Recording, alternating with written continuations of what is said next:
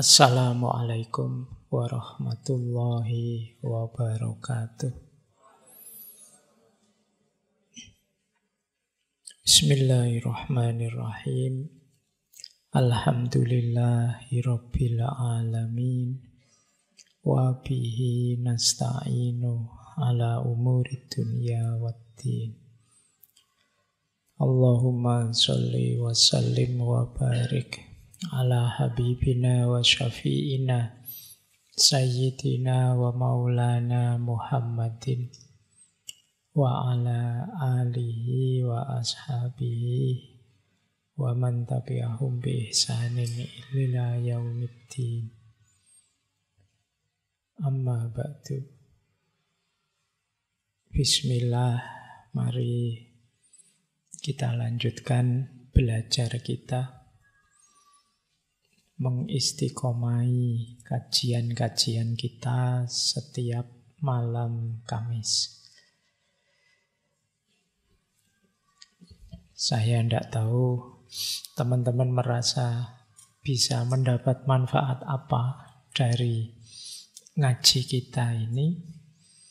Tapi bagi saya pertama-tama yang penting kita istiqomai saja, belajar. Tidak ada alasan apa-apa, hanya karena belajar itu utama dan baik. Kuncinya peradaban, kuncinya kesuksesan, keberhasilan, kebangkitan, apapun itu tetap adalah ilmu dan belajar. Nanti di antara konsep tokoh yang kita bahas malam hari ini membahas itu juga. Makanya yuk, paham ndak paham, ngerti ndak ngerti, nangkep ndak nangkep, sing penting sinau.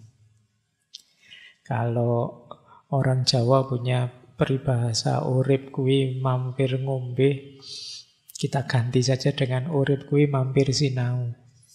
Sebentar. Biar kita ndak malu sama para ulama zaman dulu. Bagaimana cintanya mereka dengan ilmu. Bagaimana dahsyatnya tokoh-tokoh zaman dulu yang seperti saya sampaikan minggu lalu, rata-rata mereka itu polimet. Ngerti macam-macam bidang. Belajar apa saja. Yang itu bertolak belakang dengan kita. Ya, kita satu bidang saja pontang-panting. Tapi mereka luar biasa. Karena memang serius belajar. Ibnu Rus itu ceritanya sepanjang hayatnya hanya 2 hari tidak belajar. Yang pertama waktu menikah, kemudian yang kedua waktu ayahnya meninggal. Di luar itu setiap hari belajar. Jangan sampai teman-teman kebalikannya ya, sepanjang hayat hanya 2 hari belajar. Yang lain formalitas semua. Wong kadang-kadang kita kuliah saja ya ndak belajar. Acara yang judulnya kajian pelajaran pun kita ndak belajar. Jangan-jangan mempersepsi kajian seperti ini bagi teman-teman tontonan saja. Atau rame-rame saja, senang-senang saja. Eman-eman, capeknya sama. Maka yuk kita nawaitunya belajar nih. Baik. Tokoh kita malam hari ini masih di sesi wolak-waliking zaman. Bagaimana para tokoh, para filosof mengkaji dinamika zaman, naik turunnya zaman. Minggu lalu kita belajar Spengler, malam hari ini kita belajar dari tradisi Islam, yaitu beliau Malik bin Nabi. Ya memang namanya bin Nabi. Jangan berarti anaknya Nabi, Pak. Enggak. Namanya memang Malik bin Nabi.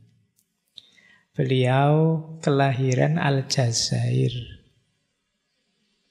Waktu Aljazair dijajah oleh Perancis. Makanya beliau sejak kecil bercita-cita bisa kuliah di Paris. Sempat ditolak. Tapi kemudian nanti bisa beneran kuliah. Meskipun ada kampus yang menolak beliau, sehingga beliau terus ngambil yang bisa menerima beliau, yaitu di jurusan teknik. Meskipun nanti beliau melanjutkan ketertarikannya bidang filsafat, sejarah, dan juga sosiologi. Sehingga ilmunya terus jadi luas. Nah, keprihatinan utama beliau itu nanti kondisi umat Islam hari ini. Ya hari ini itu berarti sejak zaman beliau ya. Beliau lahir tahun 1905.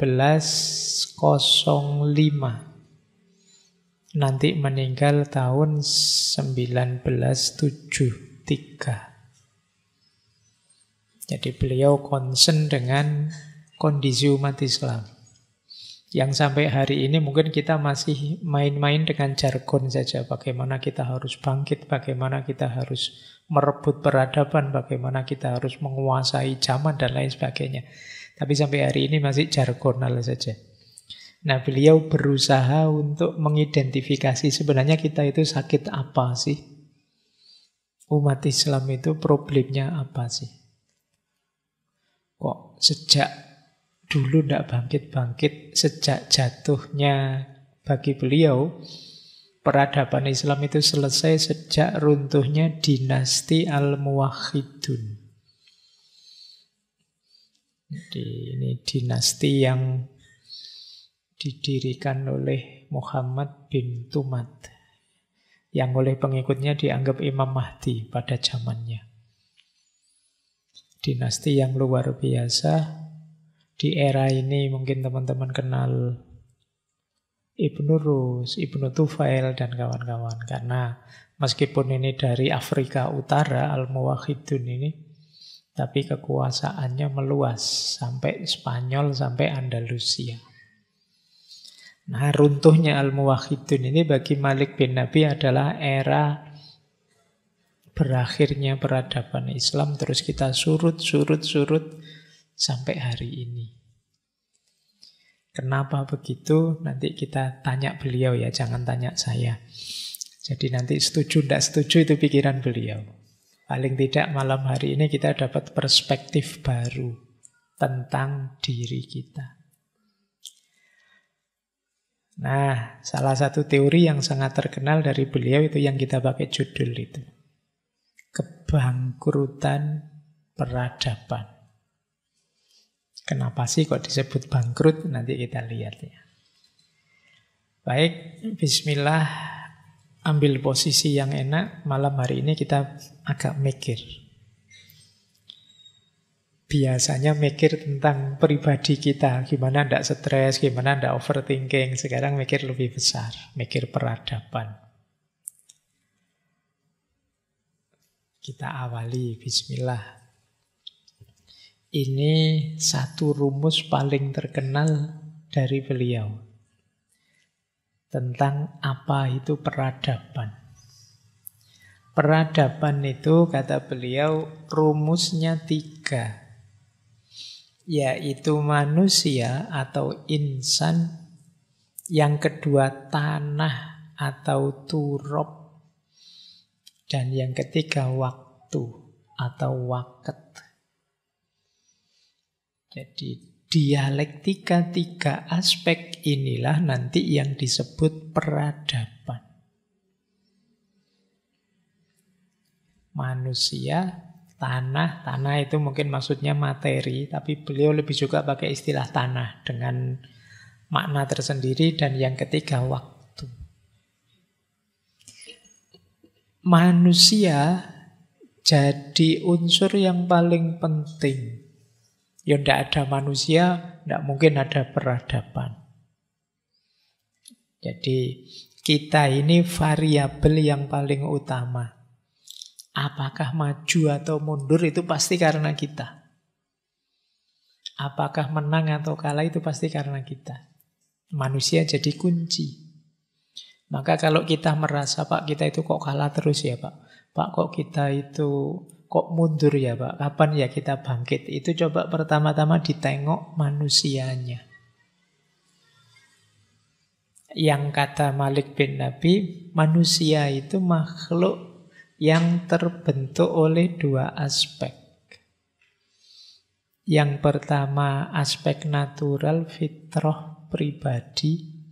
Yang kedua pengaruh sosial, budaya, politik di sekeliling kita. Jadi kita itu ya punya penciri pribadi kita sendiri, tapi sekaligus kita dipengaruhi oleh lingkungan kita. Boleh dicek, teman-teman boleh nengok dirinya masing-masing. Saya itu jadi orang kok tiba-tiba jadi kayak gini, itu kenapa ya? Pasti satu di antara dua, memang watak kita atau pengaruh sosial, budaya, politik di sekeliling kita. Itu sudah rumus pakem, sudah. Mana yang lebih dominan, Pak? Macam-macam. Ada orang yang tipe trendsetter. Dia kuat sekali. Sehingga justru dia banyak mempengaruhi kehidupan sosial budaya di sekelilingnya. Tapi ada orang tipe follower. Tipe follower itu ya dia mengikuti saja. Coba kalian tengok medsosmu deh. Kalian lebih banyak mengikuti apa diikuti? Nah, itu nanti jadi identifikasimu ya. Mengikuti, saya 100 Pak mengikuti. Diikuti 2 Pak. Adik saya sama bapak saya mau ngecek kalau saya posting aneh-aneh misalnya. Ya berarti mungkin tipemu banyak follower. Jadi itu salah satu saja ya, ada banyak jalan untuk menguji siapa aku. Diriku ini orang yang bagaimana. Itu bisa karena memang watak asli atau pengaruh sosial, budaya, politik di sekeliling kita. Maka kalau ingin memperbaiki diri dan memperbaiki peradaban, berarti ada 2 perjuangan, yaitu membereskan diri kita dengan kesadaran kita, cara berpikir kita, sekaligus membereskan lingkungan sosial, budaya, politik di sekeliling kita. Hari ini kan kita sering ngeluh misalnya, Pak, orang Indonesia hari ini tuh loh Pak, kok nyinyirnya luar biasa ya, usilnya luar biasa ya, misalnya medannya kok bisa begitu ya.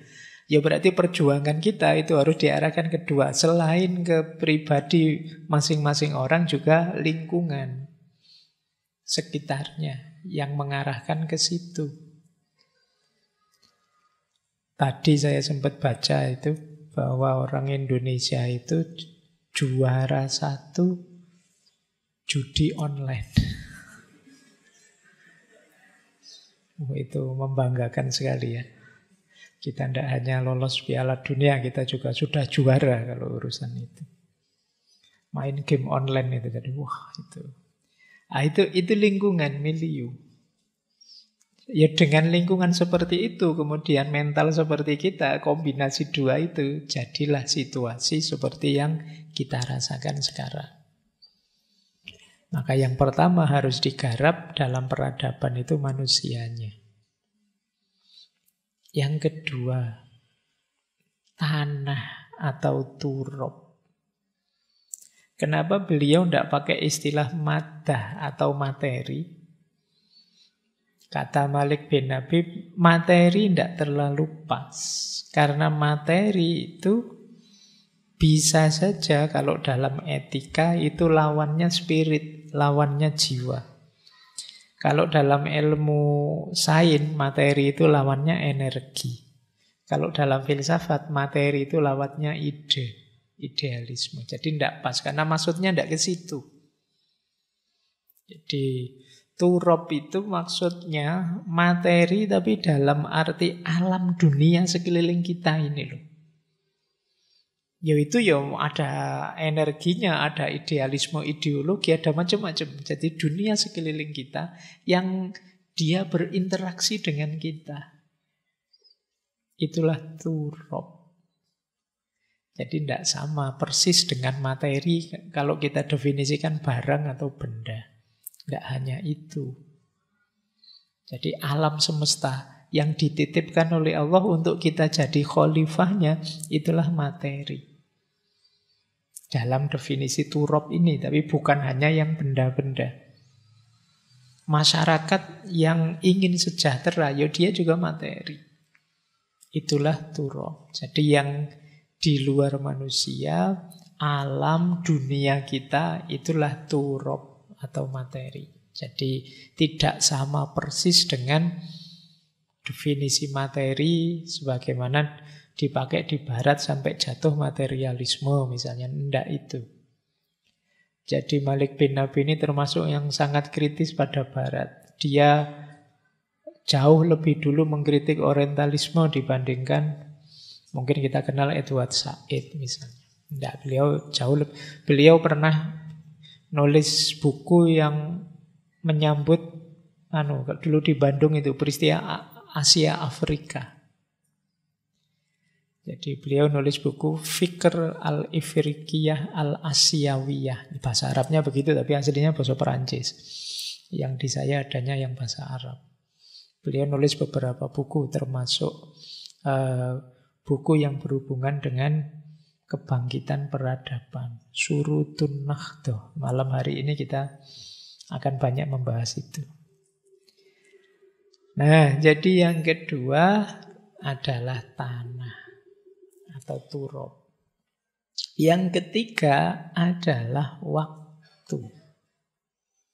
Nah, waktu ini masa, zaman.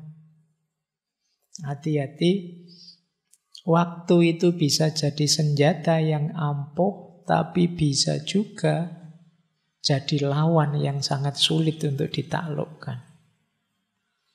Begitu kita terlena sebentar, kita akan habis digilas oleh waktu. Persis kayak kalian, sering tidak kalian tiba-tiba, loh sudah Rebo lagi.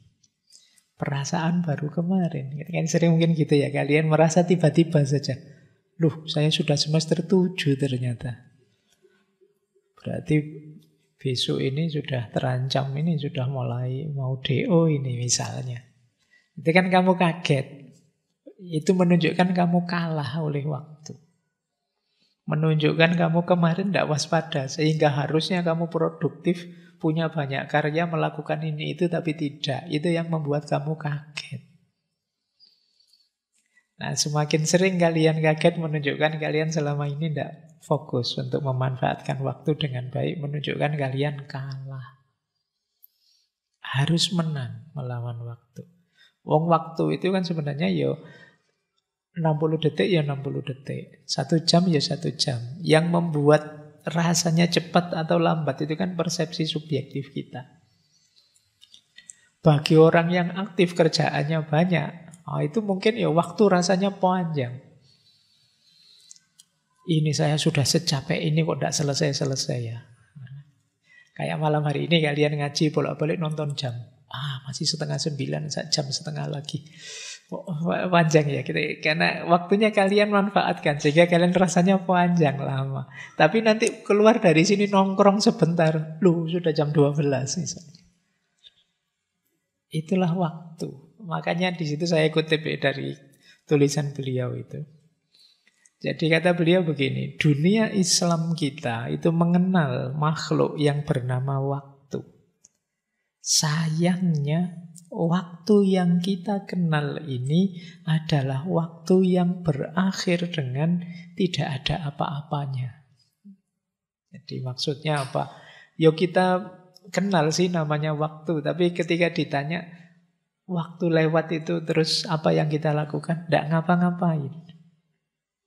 Kata Malik bin Nabi, sebab kita tidak ngerti maknanya dan tidak pula tahu nilai-nilai pembagiannya. Dari jam ke jam, dari menit ke menit, dan dari detik ke detik. Lebih dari itu, kita pun belum mengerti tentang konsep zaman yang memiliki keterpautan erat dengan sejarah. Siapa yang bisa menaklukkan waktu, dialah yang akan menang dalam sejarah. Tapi yang selalu kaget digilas oleh waktu, kalian kalah pasti dalam sejarah. Itulah kenapa dalam agama itu kita diminta muhasabah, ngitung terus. Minggu ini saya dapat apa? Saya sudah melakukan apa? Ada karya apa? Hari ini saya sudah melakukan apa? Yang positif apa? Yang negatif apa? Ini biar kita tidak terlewat waktu dengan makna seperti Malik bin Nabi tadi. Maknanya waktu ternyata tidak ada apa-apanya. Nah ini mungkin pernah saya ceritakan ya, yang dulu ada 2 mahasiswa sepuh dari Malaysia itu yang kuliah di sini. Minggu-minggu pertama dia kaget dengan model perkuliahan di Indonesia, di Jogja ini. Jadi jadwalnya jam 7 pas mereka sudah di kelas, tapi belum ada siapa-siapa. Mahasiswanya belum datang, dosennya belum datang. Nah, itu nanti dimulai mungkin sekitar setengah 8 baru datang 1-2. Seminggu pertama dia kaget lihat situasi itu. Terus tanya ke saya, Pak Faiz, di sini memang begitu ya jadwalnya. Kuliah jam 7, masuknya setengah 8. Ya terus saya jawab, Pak Cik, kalau di Indonesia itu cara membaca waktunya beda. Jadi kalau kita ada undangan kok jam 8, yakinlah itu bahwa mulainya jam 9. Jadi kita punya cara sendiri membaca waktu ya. Sebenarnya itu dalih saja betapa kita itu sering menyia-nyiakan waktu. Padahal itu kekuatan peradaban. Jadi kekuatan peradaban itu tidak hanya manusianya, tapi juga turupnya, materinya, dan juga waktunya, waktunya. Baik, kita lanjutkan. Jadi ini rumus ini terkenal sekali, makanya saya dahulukan. Dari Malik bin Nabi. Menarik, kalau menurut Malik bin Nabi, hasil cermatan beliau pada peradaban-peradaban besar dunia, ada manusia, ada materi, ada waktu yang menggerakkan apa? Kata beliau, agama. Agamalah katalisatornya yang menggerakkan. Jadi di banyak peradaban yang membuat orang begitu semangat, begitu emosional, begitu bergairah untuk mencapai ini itu banyak dilatar belakangi oleh agama. Makanya agama bagi beliau katalisator. Katalisator itu penggerak, pewujud. Jadi meskipun sayanya ada, gelasnya ada, minumannya ada, kalau tidak ada yang mendorong, menggerakkan saya ngambil gelas ini terus saya minum, itu tidak ada gunanya unsur-unsur ini ada. Yang menggerakkan apa? Agama, kata beliau. Agama jadi kekuatan yang dahsyat untuk menggerakkan peradaban. Ya sebut saja sistem kepercayaan masyarakatnya. Jadi sejauh mana tata kepercayaan masyarakat di situ, seperti itulah gerak peradaban akan terjadi. Jadi agama yang memicu perubahan sosial dan pemikiran manusia. Agama adalah motivator terbaik. Mungkin teman-teman sering melihat fenomena bagaimana orang begitu emosional, begitu bersemangat, begitu mudah baper kalau sudah berhubungan dengan agama. Jadi di aspek ini kata beliau agama luar biasa.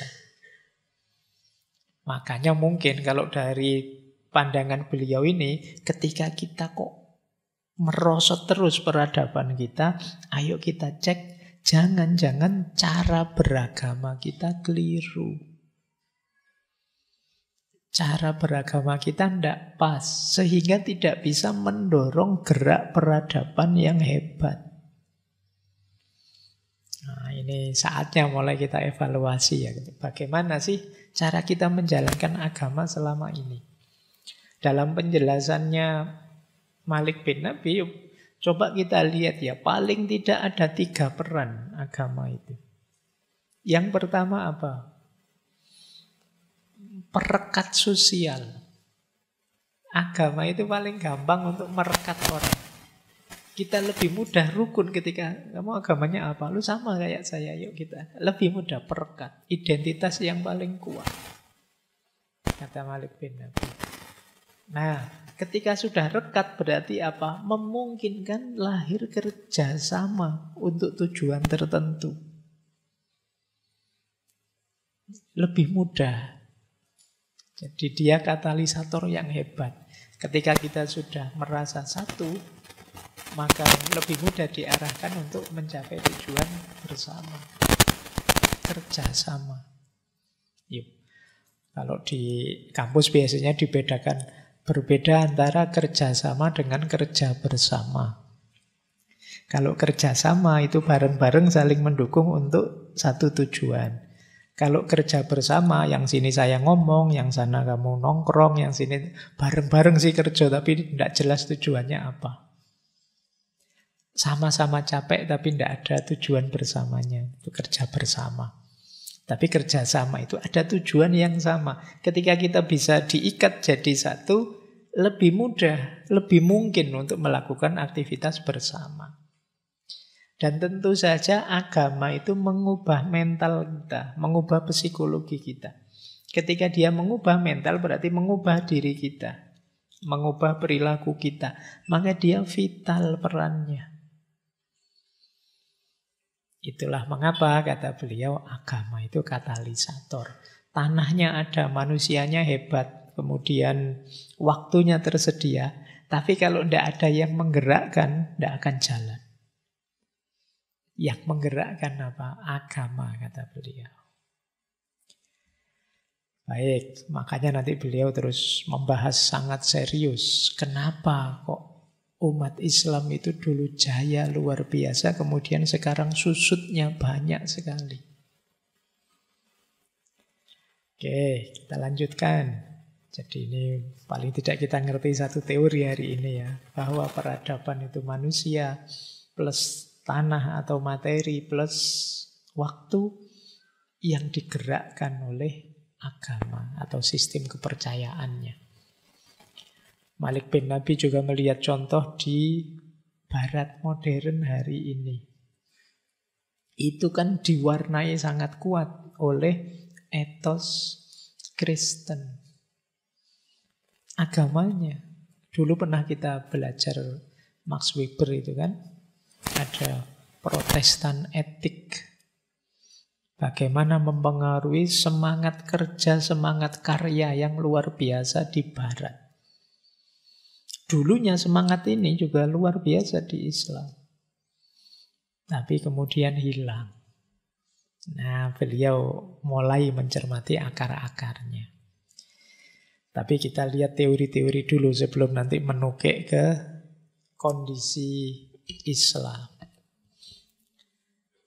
Terus, kemudian Malik bin Nabi juga berteori tentang perkembangan manusia. Baik sebagai individu maupun sebagai masyarakat. Ini menarik, teori ini secara sekaligus berlaku untuk kita yang individu juga untuk masyarakat. Jadi ternyata masyarakat itu ya tumbuh seperti individu. Dua-duanya mengalami proses benda, jadi ada masa benda, ada masa tokoh, ada masa ide. Masa itu waktu maksudnya. Ada tahap waktu benda. Jadi kita ngalami itu dulu waktu bayi. Waktu kita bayi itu kan tidak ngerti apa-apa sudah. Yuk kita lihat ada benda-benda, ada orang-orang di sekeliling kita. Tapi kita tidak menangkap apa-apa, tidak memahami apa-apa. Jadi kita masih belum bisa berinteraksi, belum punya kesadaran aku. Jadi itu yang membuat kalian, apa ada yang ingat waktu bayi dulu ngalami apa saja ya? Kamu mesti lupa, apa belum ada kesadaran aku. Jadi belum kenal dirimu. Ini fase benda namanya. Kita kesadarannya seperti benda.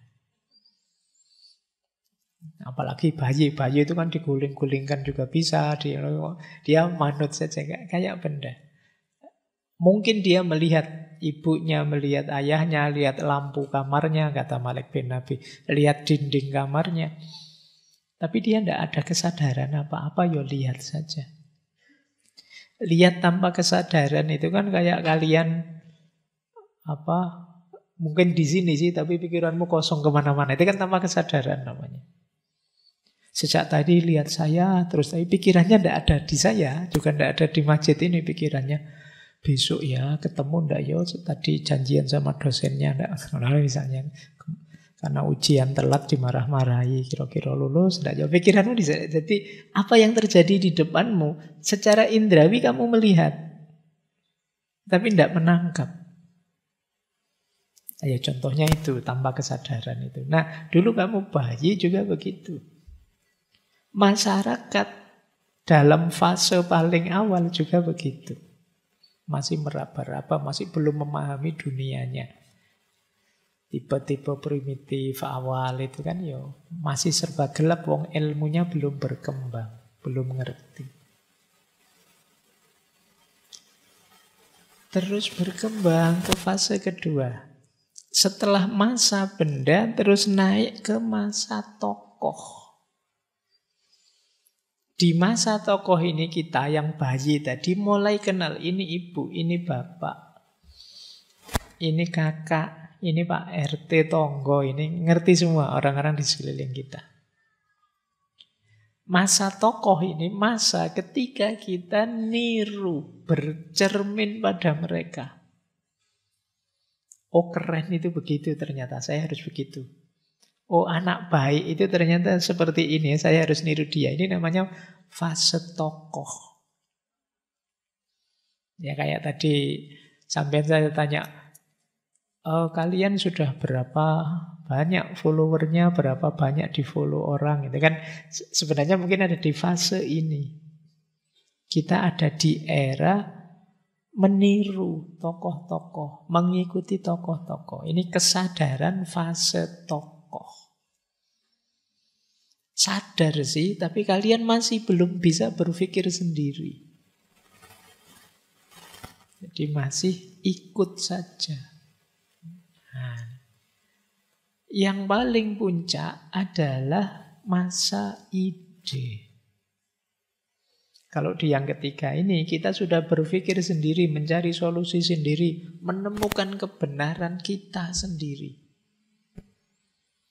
Dan itu asik kata Malik bin Nabi. Ilmu itu nikmat loh.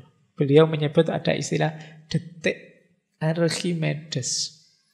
Archimedes itu kan yang menemukan hukum Archimedes itu saat beliau mandi di bed up, kemudian airnya meluap, kemudian dari situ muncul hukum Archimedes, terus muncul kalimat Eureka. Momen wow gitu. Asik. Kayak kalian dulu mungkin waktu sekolah SMP atau SD sama gurumu disuruh praktikum IPA apa kan kadang-kadang kan itu kan teorinya sudah jadi sebenarnya. Kalian hanya mempraktekkan saja. Tapi begitu berhasil kan senang. Ada momen wow-nya. Apalagi mikir sendiri, menemukan solusi sendiri. Wong itu sekedar mengikuti teori saja kamu senang. Jadi masa ide itu orang sudah matang, bisa berpikir abstrak, mencari solusi sendiri, sehingga hidupnya penuh dengan kegembiraan, temuan, kebaruan. Beda dengan yang fase sebelumnya. Kalau fase sebelumnya hanya ikut-ikutan orang. Ikut tokoh ini, ikut idola itu, jadi kamu tidak genuine. Tapi yang masih lumayan daripada fase benda. Kalau fase benda pasif, tidak ngapa-ngapain tanpa kesadaran. Nah ini saya tidak tahu, kalian berani tidak bilang, Pak saya sudah masa ide Pak saya. Atau jangan-jangan kamu masih di fase tokoh. Atau jangan-jangan kalian masih di fase benda. Kayak tadi loh cirinya kan tiba-tiba kaget. Waduh ternyata saya sudah umur 20 sekian. Itu berarti kamu sejak kemarin tanpa kesadaran itu. Nggak ingat apa-apa, tiba-tiba umurnya tambah, nggak ingat apa-apa, tiba. Itu jangan-jangan fase benda. Kehidupan kita tiap hari hanya rebahan saja kayak bayi. Ya bedanya kalau bayi mungkin pegang dot, kalau kamu pegang HP. Jadi sama-sama tidak produktifnya. Nunggu dilayani dan lain sebagainya. Jangan-jangan di situ. Atau jangan-jangan fase tokoh lebih lumayan. Kamu punya idola-idola yang diikuti. Sibuk meniru idolamu. Nah, entah itu ustadz, tokoh artis, atau siapa, itu kamu sibuk di situ. Alhamdulillah kalau sudah di fase ide. Masa ide ini masa matang sudah. Baik, lumayan untuk bahan refleksi kita. Masyarakat juga begitu. Kalau tadi yang fase benda berarti masyarakat yang masih sangat sederhana. Masyarakat mungkin kadang kita menyebutnya primitif. Kalau masa tokoh ini masyarakat yang bergantung pada figur-figur tokoh-tokoh. Mungkin tokoh-tokoh legenda atau tokoh mitos, tokoh-tokoh yang dituakan. Pokoknya bergantung pada tokoh-tokoh. Kalau fase ide berarti masyarakat yang sudah matang, cerdas. Menyelesaikan masalah sendiri, tidak lagi tergantung tokoh. Nah ini bahan refleksi kita untuk sejauh mana kita sebagai individu dan sebagai masyarakat matang. Lanjut. Kalau ini perkembangan manusia, sekarang kita lihat yang spesifik. Nah ini perkembangan masyarakat. Masyarakat juga nanti mengalami secara khusus mereka ini 3 perkembangan. Yang nanti oleh Malik bin Nabi dikaitkan dengan Islam.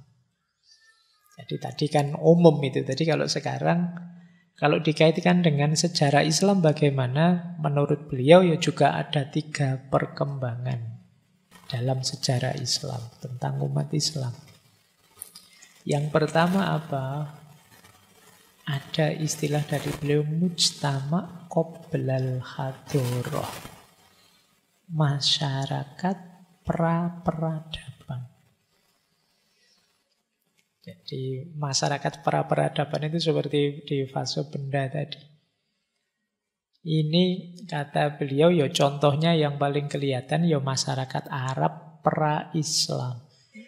Yang kadang kita sebut ini fase jahiliyah. Masih seperti benda-benda, hidup dalam ketidaksadaran, sehingga akhirnya bahkan bikin patung sendiri, disembah sendiri. Nah, ini karena kesadarannya belum muncul. Jadi, hidupnya terbatas pada yang dia percaya, mungkin tokoh tertentu atau pimpinan-pimpinan tertentu. Ini namanya mujtama qoblal hadoroh. Masyarakat yang masih belum mikir. Kesadarannya masih belum dalam. Belum matang. Kalau sukses meningkatkan diri, biasanya naik kelas ke mujtama al-mutahaddir. Masyarakat yang sudah beradab. Nah, cirinya apa? Masyarakat yang sudah beradab itu, mujtama al-mutahaddir itu, kalau tadi kan masih belum sadar. Kalau ini mulai sadar. Cirinya apa? Muncul ide-ide, gagasan-gagasan. Kata beliau, ini contoh paling kelihatan dalam Islam apa? Dari masyarakat jahiliyah tiba-tiba datang agama Islam. Membawa etos baru, kata Malik bin Nabi. Yang sebelumnya orang tidak banyak berkreasi dengan ide-ide, hidupnya ikut-ikut saja pada tokoh-tokohnya. Sekarang, begitu mengenal Islam, kata beliau, ketika masyarakat Badui mengenal Islam, mereka memproklamirkan kelahiran satu budaya baru. Yang tidak lagi tunduk pada benda-benda, tapi mulai berani berpikir mengikuti ide dan gagasan. Ini menarik. Kalau sebelumnya tokoh-tokoh itu hanya dilihat ketokohannya. Kata Malik bin Nabi, di fase mutakhadir ini tokoh itu dilihat kontribusi dan fungsinya. Kalau masuk akal, cocok, sesuai, saya ikuti. Tapi kalau ngaco kemudian yang disampaikan tidak masuk akal, tidak sesuai dengan ide-ide gagasan, ya saya tidak ikuti. Jadi masih percaya tokoh tapi secara fungsional. Tidak dilihat tokohnya tapi dilihat fungsi, peran, dan kontribusinya. Inilah fase mutakhadir. Fase beradab. Jadi dunia ide berkembang. Kehidupan tidak lagi primitif. Islam kayak tadi saya bilang ya, agama itu katalisator, penggerak. Islam hadir di masyarakat Arab zaman itu juga jadi katalisator. Menggerakkan masyarakat saat itu secara luar biasa, berbeda dengan sebelumnya. Sehingga muncul peradaban besar yang kita kenal sampai hari ini, kita menyebutnya peradaban Islam. Nah, fase lahirnya Islam itulah yang nanti disebut oleh Malik bin Nabi sebagai al-mujtama' al-mutakhadir. Nanti kalau ada yang tanya, Pak kan masih tetap percaya pada tokoh-tokoh. Nabi kan tokoh, para sahabat kan tokoh. Iya, tapi tidak fokus pada ketokohannya, tapi fungsi dan kontribusinya yang lebih dilihat. Baik, ini mujtama kedua. Ada level 3. Kalau ini mulai surut, mulai susut, yaitu mujtama ba'dal hadoroh atau masyarakat pasca peradaban. Jadi kalau dihubungkan dengan Islam, kata Malik bin Nabi, kembali masyarakat kemudian gaya hidupnya seperti fase benda-benda. Tunduk pada materi. Kalau materi zaman jahiliyah mungkin berhala-berhala, materi hari ini ya kekayaan, jabatan, pangkat. Bahkan beliau mengkritik gaya hidup sufistik yang pasrah. Jadi sehingga akhirnya yang sudah susut, sudah dekaden tambah susut. Ini yang disebut ba'dal hadoroh. Jadi ada 3 siklus, qoblal hadoroh, mutakhadir, dan ba'dal hadoroh.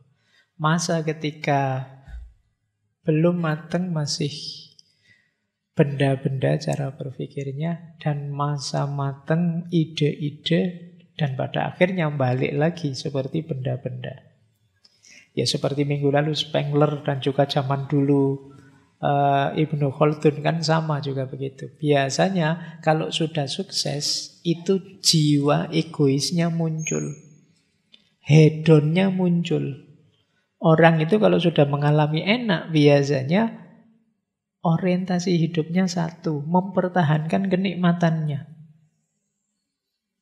mempertahankan kenyamanannya. Itu yang membuat kemudian jadi tidak progres, jadi tidak berkembang. Jadi seperti itu terus inginnya. Akhirnya apa? Kalau ada gagasan baru, ide baru, usulan baru, cepat-cepat dibungkam, cepat-cepat disingkirkan. Karena khawatir mengalahkan kenyamanan hidup yang sudah kita nikmati selama ini.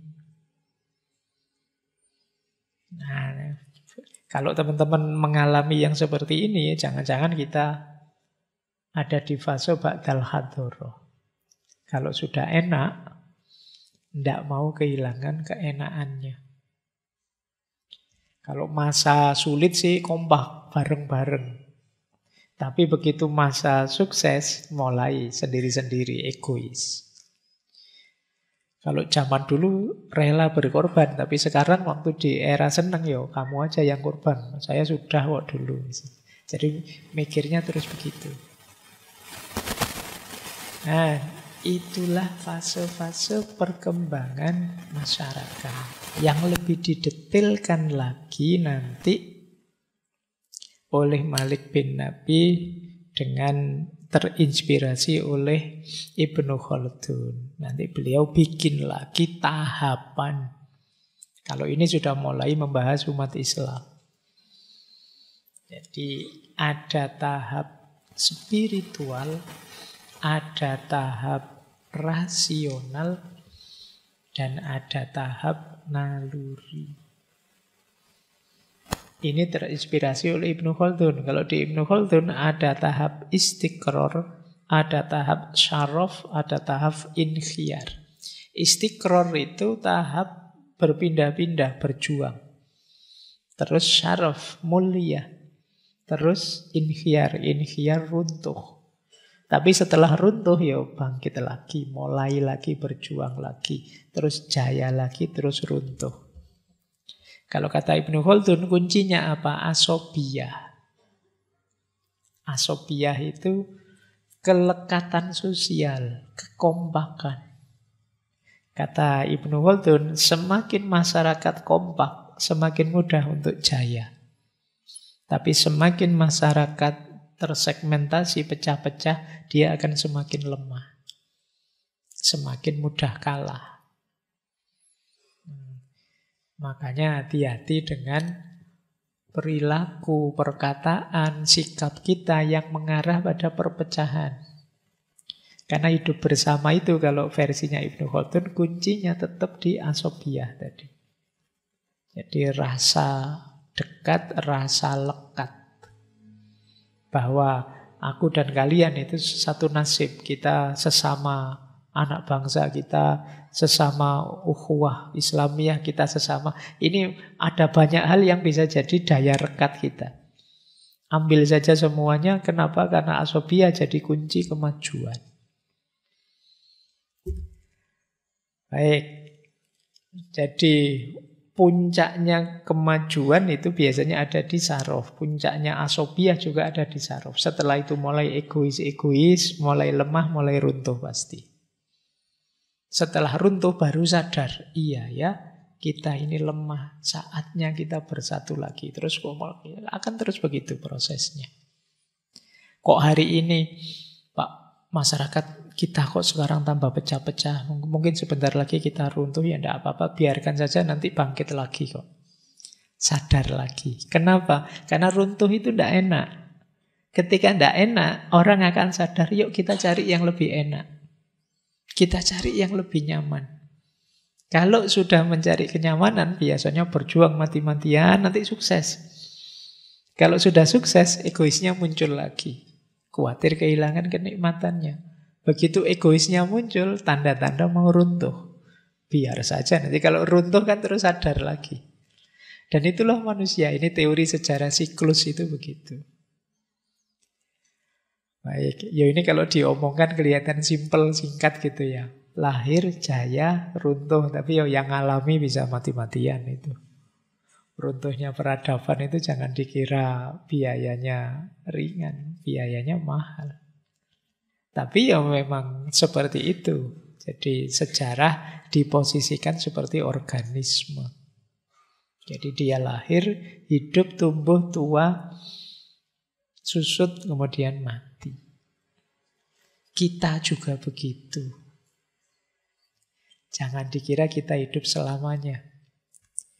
Makanya wanti-wantinya Nabi kan kalau sudah mentok dinasehati susah sekali, suruh ingat mati saja. Jadi karena penasehat terbaik itu kematian. Bahwa iya hari ini kita ada dengan segala kenikmatan kita, tapi tidak akan lama. Kalian mungkin usia sudah 20 ke atas itu. Jatahmu paling tinggal setengah, tinggal sedikit. Karena manusia 60-70-an kan hari ini. Mungkin kamu 20 sekian, itu kan sudah hampir setengahnya. Itu pun kalian kuliah belum lulus, pacar gak duwe. Uripe garek setengah. Makanya ya, ayolah dimanfaatkan tadi loh. Waktu. Jadi jangan sampai waktu jadi musuh kita. Kita jadikan sahabat kita. Jangan ditelan oleh waktu. Materi punya. Diri kita berkualitas. Tapi kalau waktunya tidak ada, selesai. Tidak ada gunanya. Baik, kita lanjutkan. Nah, sekarang kalau itu tadi inspirasinya ya dari Ibnu Khaldun. Kalau Malik bin Nabinya sendiri mengkategori perkembangan masyarakat Islam dulu itu diawali fase spiritual, kemudian fase rasional, kemudian fase naluriah,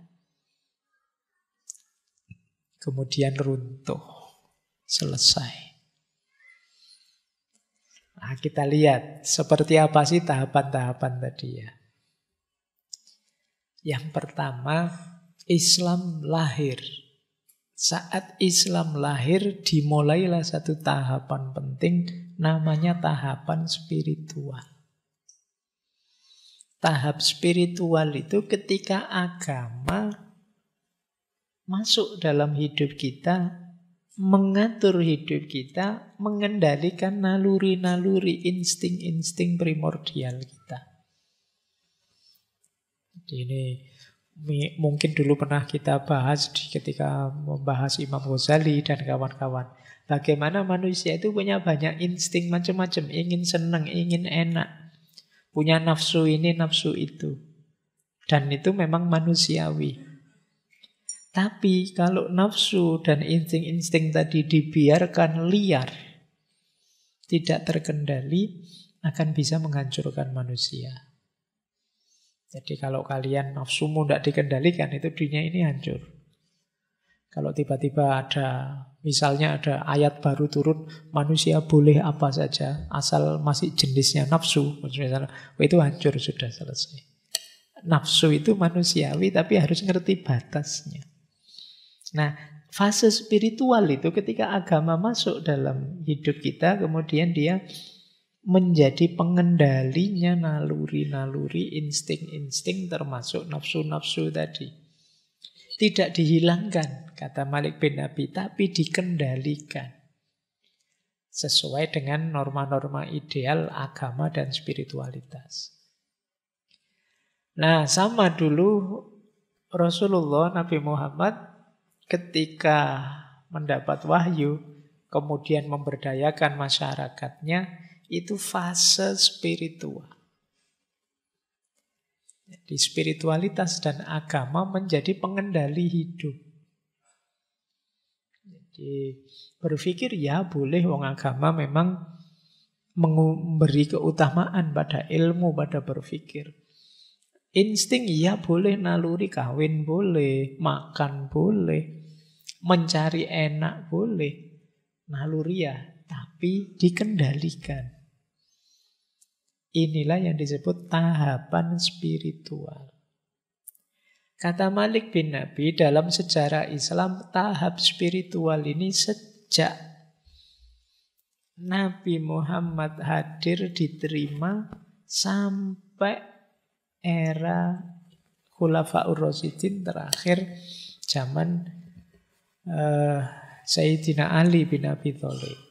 Perang Siffin. Jadi perang Siffin itu bagi Malik bin Nabi jadi penanda terakhir fase yang disebut tahapan spiritual. Jadi ketika spiritualitas jadi pengendali. Ini fase dasar. Lanjut. Setelah tahapan spiritual muncul tahapan rasional. Di tahapan rasional ini, masyarakat masih dikendalikan oleh agama, tapi kan kebutuhan dan kepentingan hidup mulai macam-macam. Tantangan hidup juga mulai macam-macam. Kreativitas mulai ditantang. Ada masalah ini, ada masalah itu, bagaimana ayo? Akhirnya apa? Pendayagunaan akal budi mulai optimal.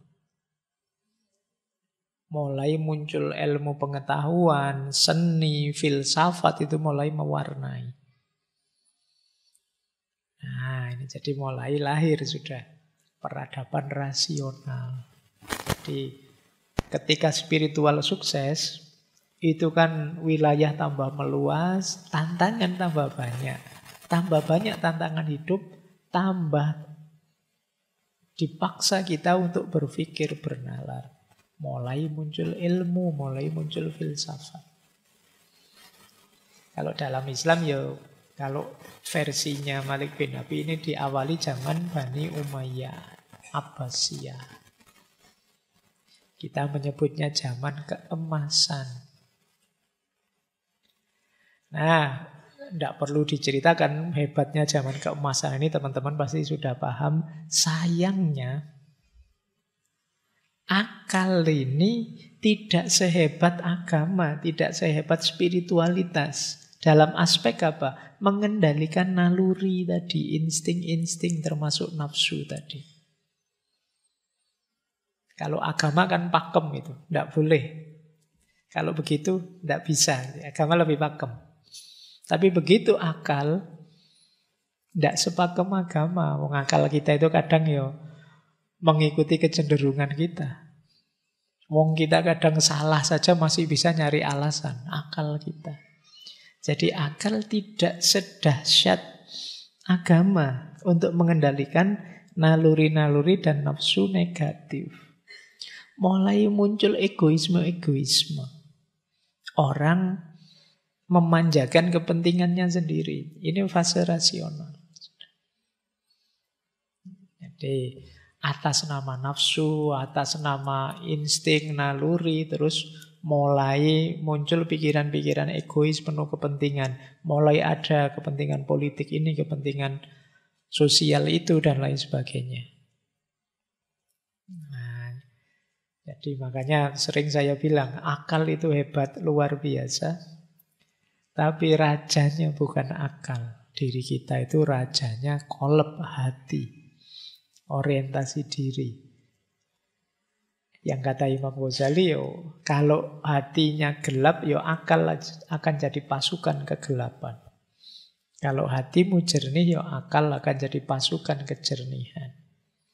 Era rasional memang keemasan luar biasa produknya. Tapi kemudian itu tadi, tidak sepakem agama ketika mengendalikan nafsu, mengendalikan insting-insting. Baik, wah ini di saya baterainya low, laptopnya. Sebentar.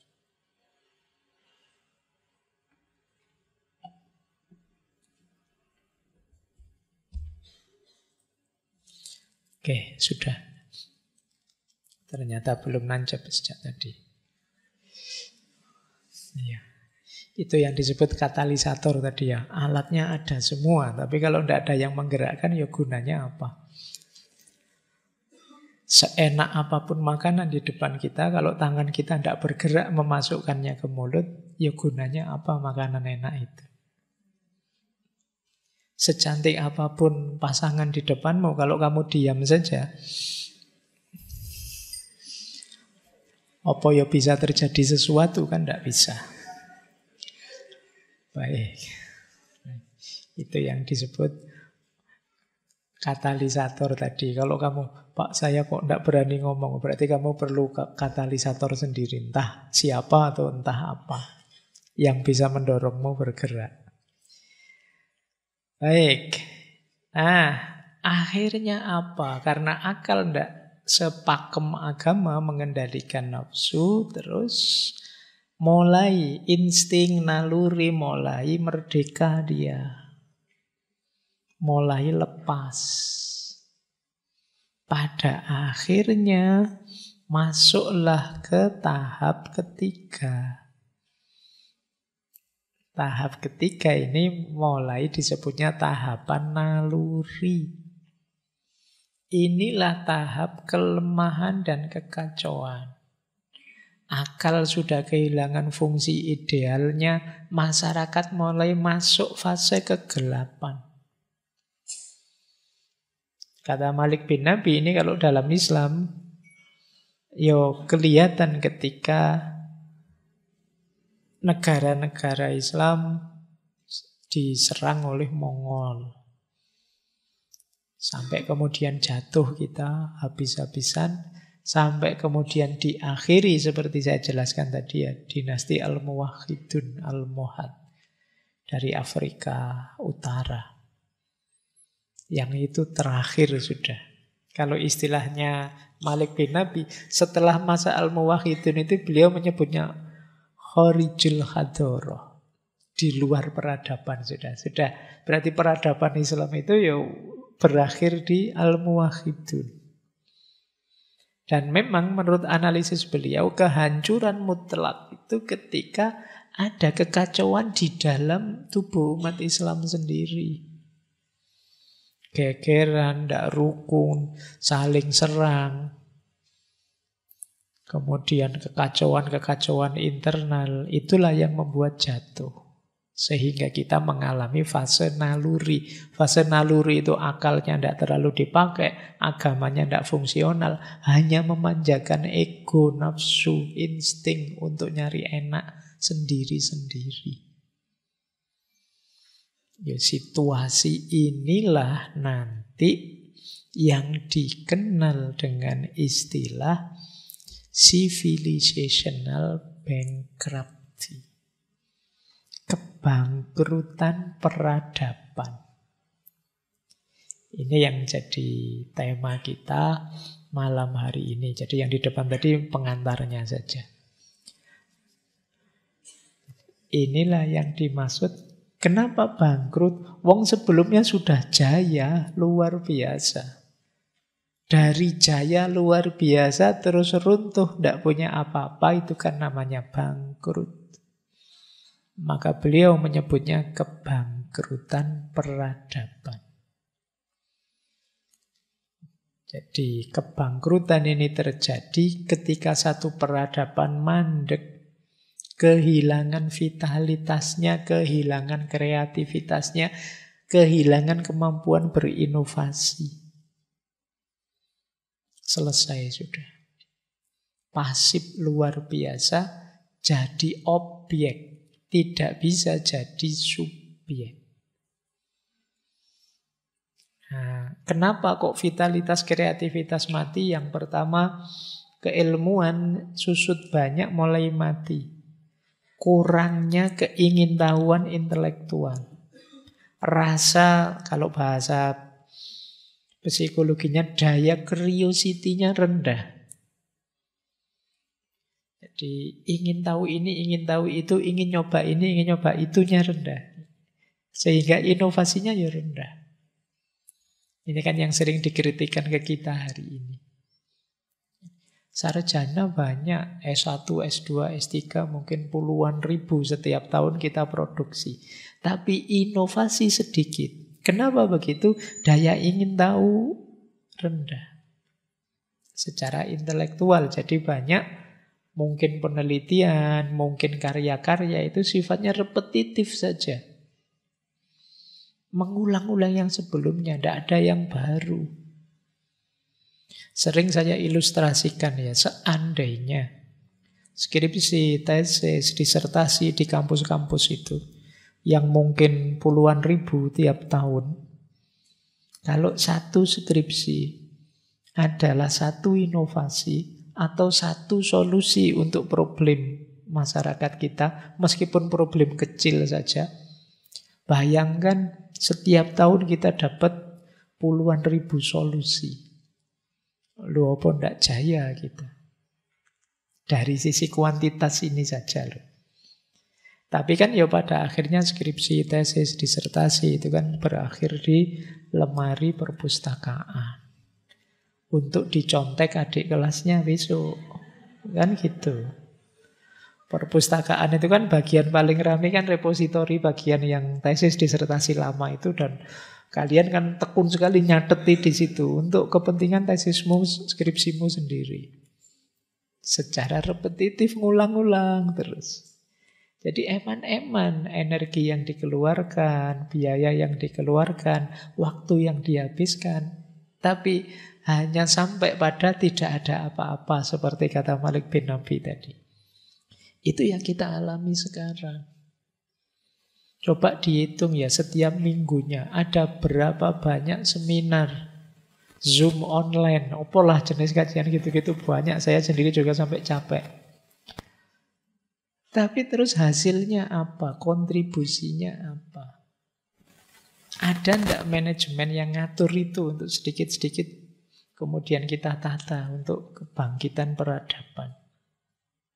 Nah, kalau tidak ya kita tetap ada di situasi civilizational bankruptcy ini. Kita ada di situasi kebangkrutan peradaban sampai hari ini. Nah, ini PR kita semua. Ternyata manusianya ada sih. Dan berkualitas juga.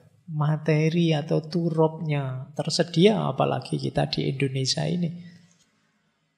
Fasilitas macam-macam banyak. Baik dari Allah maupun yang ada di karya-karya pendahulu kita juga banyak. Waktu juga tersedia, kenapa tidak? Wong untuk main game saja ada waktu banyak kok. Apalagi untuk yang penting-penting pasti bisalah kita sisihkan. Harusnya ada banyak karya, ada banyak inovasi. Kenapa tidak? Harus ada yang dibenahi berarti.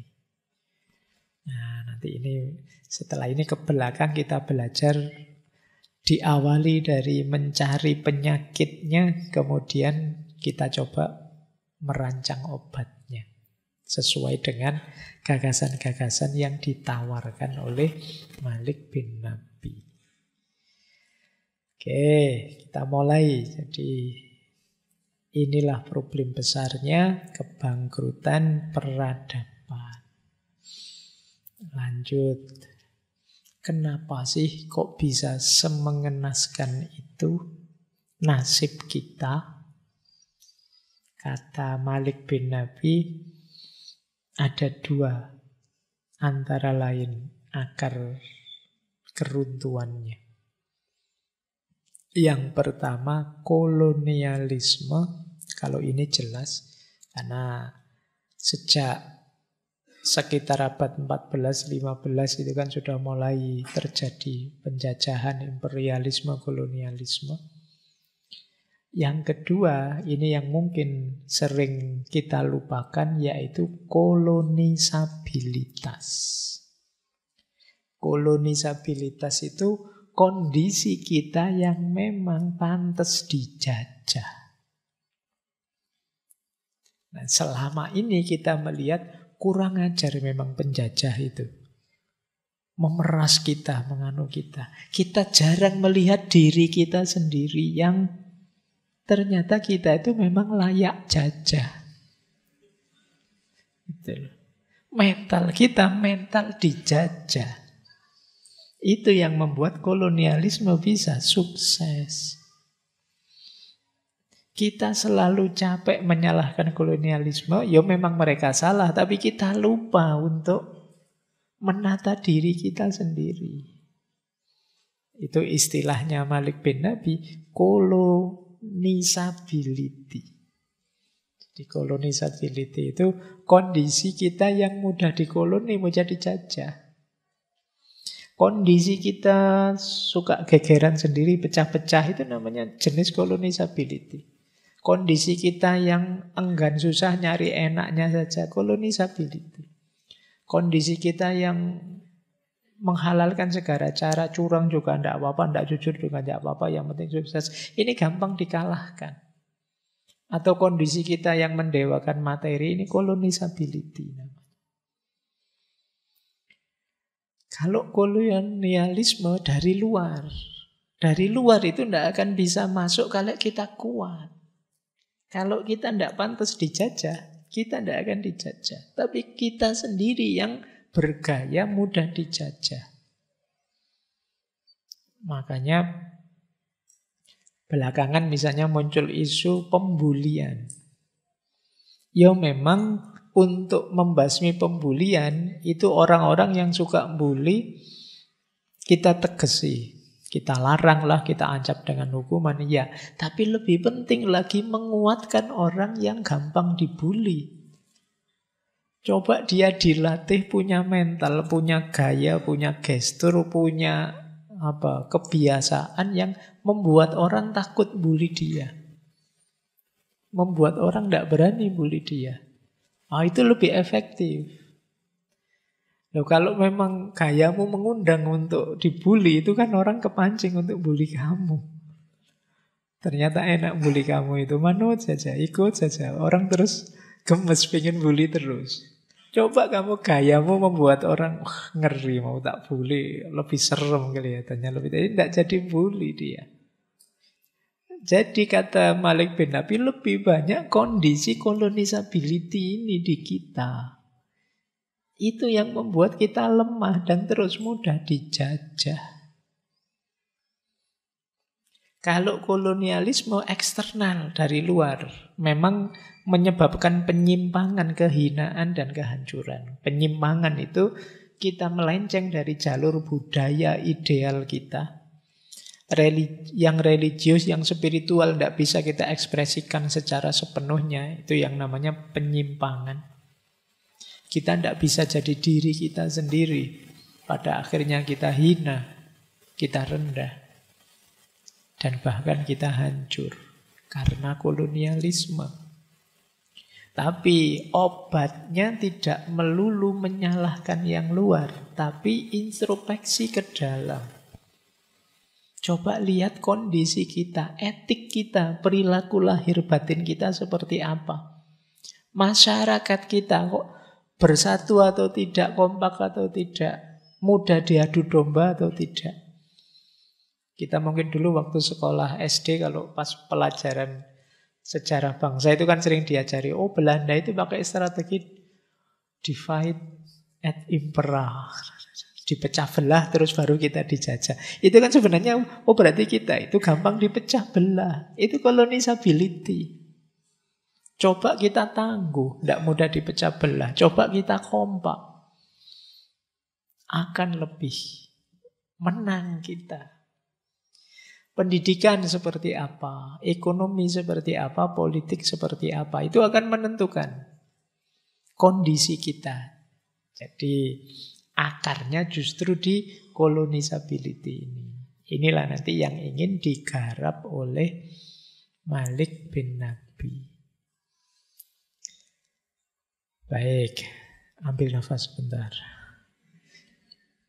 Kelihatannya ya enggak usah tegang lah. Saya tahu setelah ngaji ini ya nanti balik seperti sebelumnya kok, santai saja. Paling enggak sekarang dapat referensi baru, gitu saja ya. Ini untuk bahan introspeksi kita. Baik, lanjut. Kalau ini enggak boleh baper. Kondisi negatif kita hari ini. Ini mungkin bagian dari karakter kolonisability tadi. Ini saya petik-petik saja antara lain dari bukunya beliau. Nah, kita hari ini punya mentality yang tidak terlalu positif. Yang pertama apa? Banyak di antara kita, peradaban kita itu terlalu banyak ngomong, kurang tindakan. Jadi banyak bicara daripada perbuatan. Boleh dihitung berapa banyak kitab-kitab di perpustakaan, berapa banyak diskusi-diskusi, berapa banyak, luar biasa kita. Cuma wacana saja. Masyarakatnya tidak naik kelas. Jadi pelajaran banyak, debat banyak. Kalian setiap kali buka Facebook, apa WA, apa Instagram, di sini orang debat, orang komen. Apalagi Indonesia juara kan kalau urusan komen, medsos itu dan lain sebagainya. Itu kan sebenarnya isyarat bahwa kita itu banyak omong. Tindakannya minimal. Loh padahal perubahan itu ya tindakan. Kalau sekedar wacana, sekedar omongan, ya bagus sih. Tapi kan kalau hanya omongan saja gunanya apa? Ayo, yang terlalu banyak omong mulai introspeksi ya. Untuk perbaikan. Yang kedua, ini juga sering jadi mengganjal kita. Anggapan bahwa Islam itu sudah sempurna. Harusnya setelah merasa Islam itu sempurna, kita berikhtiar menghidupkan Islam. Menunjukkan ini loh kesempurnaannya Islam. Tapi di antara kita sebagian besar, begitu merasa Islam itu sempurna, sudah terus pasif. Jadi merasa dengan sholat, zakat, puasa, haji, kurban, dan lain sebagainya selesai. Hanya itu. Sehingga apa? Ya dunia sosial tidak berubah, dunia budaya tidak berubah, dunia politik tetap kalah. Kalau dikritik terus, kamu jangan kritik saya loh, saya itu ikut agama saya sempurna. Berarti kamu menyalahkan agama saya, mikirnya terus jadi begitu. Nah, itu dikritik oleh Malik bin Nabi. Jadi anggapan kesempurnaan yang efeknya terus orang jadi pasif. Wong sudah sempurna kok. Nah, berarti tidak perlu ngapa-ngapain lagi, tidak usah inovasi-inovasi apa-apa lagi. Yang ketiga, mengagungkan masa lalu. Begitu diceritain, itu ilmuwan barat hari ini bidang kedokteran menemukan teori ini, konsep ini, obat ini. Ala kedokteran itu dulu ya mengikuti Ibnu Sina dan kawan-kawan. Itu yang merumuskan dulu itu ya ulama-ulama kita dulu, mereka tinggal melanjutkan saja. Jadi kita sering begitu, membanggakan masa lalu saja. Ya pasti nenek moyang kita luar biasa. Ulama-ulama zaman dulu luar biasa. Lah kamu karyamu apa? Jadi kalau hanya umuk dengan karya di masa lalu, ya mereka para ulama zaman dulu pasti ya harus kita banggakan. Lah tapi terus kita ini loh karyanya apa? Mereka berkarya di zamannya masing-masing. Tapi lah kita terus zaman kita berkarya apa? Kalau berhenti di karya-karya mereka, yaitu yang disebut membanggakan masa lalu saja. Jadi ini mental sebenarnya problemnya. Kemudian seneng debat, kata Malik bin Nabi. Itu seneng kalau pokoknya debat menang itu rasanya ngalah-ngalahi. Padahal kita dituntut produktivitas. Bukan berarti tidak boleh debat. Tapi kalau isinya debat saja, menang kalah saja, ya main di retorika saja biasanya. Tidak produktif. Kadang-kadang kita sudah bilang beda pendapat tidak apa-apa kok Pak Wong itu ikhtilafiyah. Tapi begitu ditentang debat ya ngamuk. Kita kan gitu. Kita tidak kuat kalau ada orang beda itu. Tidak nyaman kalau orang lain punya pandangan pikiran yang beda dengan kita. Padahal kalau ditanya tidak apa-apa toh memang ada ikhtilaf, ulama beda-beda. Iya Pak, tidak apa-apa. Wong memang sunatullah perbedaan itu. Tapi beda beneran kita tidak kuat. Sekedar boleh mengucapkan Natal atau tidak. Itu tiap tahun gegeran. Nanti kalau bulan Februari yang dibahas ganti Valentine. Terus gegeran terus. Nanti kalau menjelang Idul Fitri mesti gegeran lagi tentang hisab apa ru'yat. Terus gegeran lagi. Habis waktu kita. Tidak produktif. Toh ya nanti terakhir kesimpulannya monggo sesuai keyakinan masing-masing. Ya sudah itu. Tiap tahun juga begitu kesimpulannya. Dan waktu kita habis di situ. Itu yang disebut tadi waktu berjalan dan kita kesimpulannya adalah tidak dapat apa-apa, tidak ada apa-apa. Kesimpulan debat tadi boleh tidak mengucapkan Natal sama persis seperti tahun lalu Pak. Yang mau mengucapkan silahkan, yang yakin tidak boleh ya silahkan. Itu mesti begitu akhirnya. Dan waktu kita habis mengulang-ulang terus. Jadi perdebatan hanya level wacana. Kemudian seringkali, kata Malik bin Abi, umat Islam itu membanggakan kuantitas. Fokus pada kuantitas. Fokus pada jumlah, bukan kualitas. Padahal kalau dalam Al-Quran itu kan jelas dinyatakan kam min fi'atin qalilatin walabat fi'atan katsiratan. Berapa banyak jumlah yang sedikit itu bisa mengalahkan yang banyak. Dalam sejarah banyak bukti yang kecil, yang sedikit itu ternyata bisa menaklukkan yang besar. Makanya jangan hanya fokus kuantitas. Ini kelemahan besar kita. Belanda itu negara kecil, mereka sampai nguruk laut untuk nambah wilayah. Kita sebesar ini. Buktinya kita mudah dikoloni, kita mudah dijajah. Kenapa? Mental kita. Kemudian sentimental. Ya mungkin sentimental itu dengan makna agak baperan. Jadi sedikit-sedikit tersinggung. Tidak bisa diajak bicara atau diskusi yang enak. Nah ini berat kalau sudah begini. Sentimental kalau istilahnya di buku itu ya romantik. Nah, kalau sudah ngomong cinta-cintaan, puisi-puisi, perasaan, itu semangatnya luar biasa. Tapi diajak kerja bakti males. Nah, itu jenis ini, romantik cara berpikirnya. Baca novel semangatnya luar biasa, tapi begitu baca buku filsafat, menyerah sudah dapat 1-2 halaman. Bukan berarti tidak boleh baca novel, yang imbang dong. Saya ada mahasiswa itu yang bilang ke saya, Pak, saya sekarang sudah tidak pernah beli bukuan. Serius, Pak, saya mengikuti Pak Faiz beli novel saja sekarang. Loh yuk, cara berpikirnya tidak begitu. Otak kanan kita butuh asupan, otak kiri juga begitu. Dua-duanya dong. Jangan hanya salah satu. Jadi, nah, romantik sentimental itu banyak di kanan, di kirinya lemah. Begitu berpikir analitik, yang agak logis, yang agak matematika, yang agak fisika, yang agak IPA, angkat tangan sudah.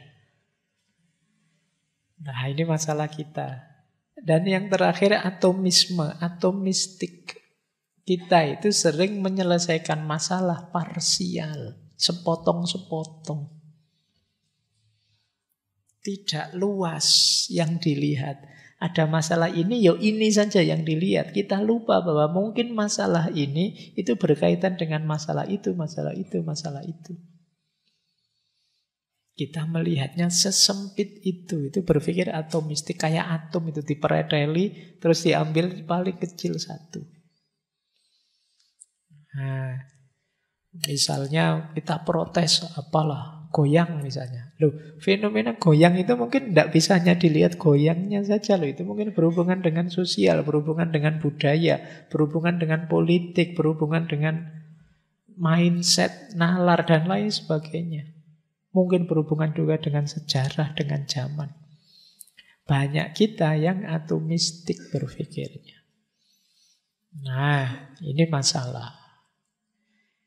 Baik, inilah kondisi yang menurut saya tadi istilahnya colonizable tadi. Ini membuat kita lemah, membuat kita pecah-pecah, membuat kita tidak tangguh, sehingga mudah dijajah. Lanjut. Ini masih nyari penyakitnya ya, masih belum menawarkan obatnya. Nah, beliau mengkritik problem besar-besar yang tadi disebut kebangkrutan peradaban tadi. Pertama-tama yang dikritik apa? Miskin ide. Kata beliau, keterbelakangan umat itu bukan karena kurang benda. Misalnya kita di Indonesia ini kurang kaya apa kita, fasilitas alam, fasilitas budaya, fasilitas sosial, fasilitas geografis, kita macam-macam punya. Tapi miskin ide itu kita tidak tahu fasilitas seberlimpah itu mau diapakan. Jadi bahkan kita lebih sering anti ide. Kalau ada orang usul ini, usul itu, terus kita marahi. Kalau ada orang mau bikin terobosan baru, kita marahi. Sehingga orang berpikir terus jadi takut. Jadi karena miskin ide, sementara perubahan itu diawali dari ide, ya terus kita jadi lama mengalami fase kebangkrutan ini. Loh kan tapi banyak Pak skripsi tadi, banyak tesis, banyak buku-buku, banyak tokoh-tokoh dengan gagasannya. Ya mungkin gagasan dari tokoh-tokoh tidak fokus ke sini. Mungkin isinya ya status quo saja. Mempertahankan situasi yang sudah ada. Miskin ide itu setara dengan miskin inovasi, miskin gagasan baru. Isinya repetisi terus, ngulang-ngulang terus. Itu lagi yang dibahas, itu lagi yang dibahas. Tidak ada yang baru. Sehingga kebangkrutan ini tidak segera teratasi. Nanti Malik bin Nafi mengutip 2 ayat itu. Ini ayat yang teman-teman pasti sudah hafal. Innallaha la yughayyiru ma biqaumin hatta yughayyiru ma bi anfusihim.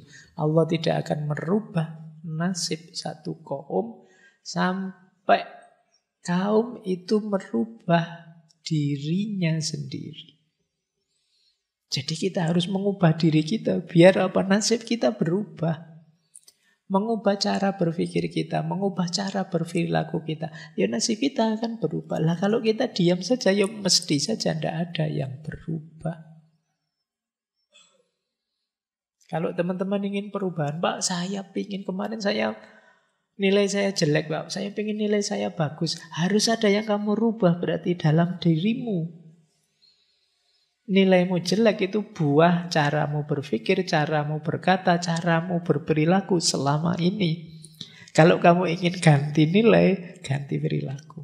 Coba kamu revisi kebiasaanmu, gaya hidupmu yang mungkin tidak mendukung untuk dapat nilai bagus. Kita juga begitu. Dan itu sudah tegas dinyatakan oleh Al-Quran. Hatta yughayyiru ma bi anfusihim. Sampai mereka mengubah apa yang ada pada diri mereka. Sama di surat An-Anfal juga begitu. Dzalika bi annallaha lam yakum mughayyiran nikmatan an'amaha ala qaumin hatta yughayyiru ma bi anfusihim. Allah tidak akan mengubah nikmat yang sudah diberikan pada satu kaum sampai kaum itu mengubah diri mereka. Kita dikasih 100 oleh Allah, sebenarnya saya ingin 1000. Ubah dirimu sampai kamu layak dikasih 1000 oleh Allah. Kalau kamu tidak mengubah dirimu, ya tidak bisa. Kuncinya di kita. Pak, saya ingin punya uang kira-kira 1 miliar lah. Loh, coba kamu cek dirimu, tipe kayak kamu kalau punya uang 1 miliar, kira-kira beres enggak hidupmu? Jangan-jangan malah ngaco, enggak karu-karuan wes.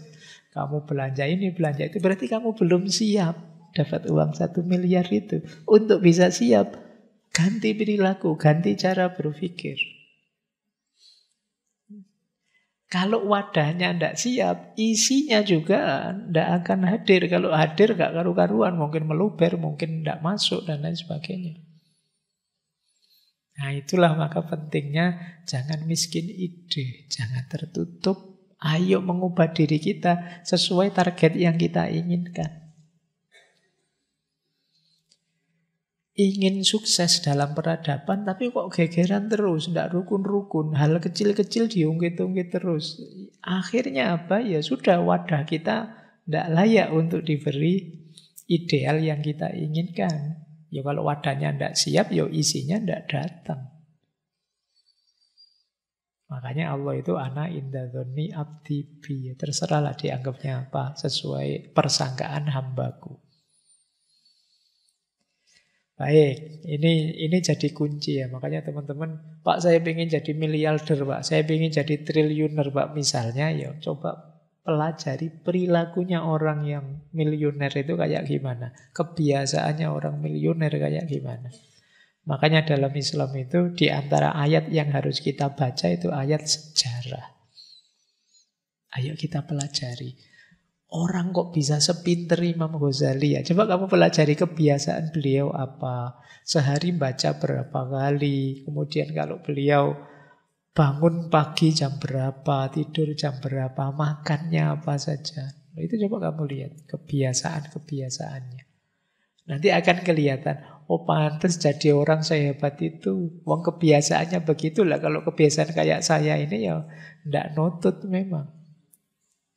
Nah, itu kelihatan. Maka siapkan wadahmu untuk hadir dalam hidupmu hal-hal yang berkualitas. Baik, ini kritik pertama tentang kita yang miskin ide. Yang kedua, ini jangan tersinggung ya, ini kata Malik bin Abi ini, kita itu bodoh dan seneng tahayul-tahayul. Ini saya kutip langsung biar kalian tidak nganggep dari saya ya. Jadi kata beliau menarik, kata beliau apa? Kebodohan itu pada hakikatnya adalah kemusyrikan. Kenapa kemusyrikan? Karena orang bodoh itu tidak mikir, tapi memberhalakan. Kenapa memberhalakan? Ya karena dia tidak mikir. Tidak bisa mikir. Seperti masyarakat jahiliyah yang tidak menumbuhkan gagasan namun membuat berhala. Jadi kalau pikiran kita tidak nyampe, itu kan kita akan dikalahkan oleh yang kita tidak nyampe itu. Dulu nenek moyang kita misalnya zaman-zaman masyarakat, kadang kita menyebutnya dinamisme, animisme, itu kan kalau membaca teori-teori sosial agama itu ya masyarakat tidak berdaya menghadapi laut, terus pasrah pada laut sampai ngasih sajen lah, sampai ada yang nyembah alam lah dan lain sebagainya. Kenapa? Kurang ilmu. Makanya dalam Islam itu ada istilah taskhir. Ayo kita tundukkan, kita taklukkan dengan ilmu. Meskipun tidak harus kemudian dieksploitasi, tapi kita pahami mekanismenya, kita mengerti prosedurnya sehingga kita tidak kalah. Kita tidak kalah oleh laut. Sekarang kita bisa punya kapal. Kita tidak kalah oleh angin. Kita bisa punya pesawat. Kita tidak kalah oleh jarak. Kita punya kereta api. Sekarang ada kereta api cepat. Ini namanya taskhir. Bisa kita taklukkan. Dari mana muncul ini? Berpikir. Maka masyarakat yang bodoh itu tidak bisa mikir. Yang bisa dilakukan apa? Menyerah dan memberhalakan. Orang menyerah itu kan mesti memberhalakan apa yang dia menyerah. Dan itu kemusyrikan. Nah, jadi kebodohan hakikatnya adalah kemusyrikan. Maka kalian harus pinter. Ini bahayanya kebodohan. Makanya tadi yuk belajar. Belajar bolak-balik saya bilang ayo belajar. Kemudian juga tahayul. Kata Malik bin Abi, kita sudah tidak bebas lagi dari cara-cara yang bersifat tahayul. Kata beliau, ini cara kekanak-kanakan yang dihasilkan dari kisah 1001 malam. Ini kisah-kisah yang kita warisi dari zaman kejatuhan, yang punya pengaruh besar terhadap lingkungan moral dan sosial kita saat ini. Mikirnya serba tahayul, terus mikir. Akalnya tidak dipakai. Nanti ada apalah, kayak kemarin dulu itu ada banner jatuh. Wah, jangan-jangan penunggu masjidnya tidak setuju ini materi ini Pak Faiz. Kita sering mikirnya gitu. Nanti ada temennya jualan kok sukses luar biasa. Mesti pesugihan itu ya. Mikirnya gitu terus di kita, apalagi ya sekarang tren ya film-film horor banyak. Sebagai hiburan ayolah, tapi tidak sebagai mode hidup. Kita hari ini butuh kreativitas berpikir yang lebih jernih, lebih rasional, lebih produktif. Nah, kalau sindirannya Malik bin Nabi itu efeknya kisah 1001 malam itu. Dikit-dikit dikaitkan dengan ada jinnya ini, ada itunya. Nah, ini. Dan ini tidak produktif.